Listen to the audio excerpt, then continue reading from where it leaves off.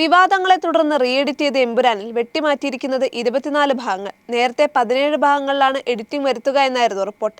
ഇത് മാറി ഇപ്പോൾ 24 ഭാഗങ്ങളാണ് വെട്ടിയിരിക്കുന്നത്. സ്ത്രീകൾക്കെതിരായ അതിക്രമ സീനുകൾ മുഴുവൻ ഒഴിവാക്കി. നന്ദിക്കാടിൽ നിന്ന് കേന്ദ്രമന്ത്രി സുരേഷ് ഗോപിയുടെ പേര് ഒഴിവാക്കി. മതചിഹ്നങ്ങളുടെ പശ്ചാത്തലത്തിൽ വാഹനങ്ങൾ കടന്നുപോകുന്ന സീൻ വെട്ടി നീക്കിയിട്ടുണ്ട്. പ്രധാന വില്ലൻ കഥാപാത്രത്തിന്റെ പേര് ബജ്രംഗി എന്നത് മാറ്റി ബൽദേവ് എന്നാക്കിയിട്ടുണ്ട്.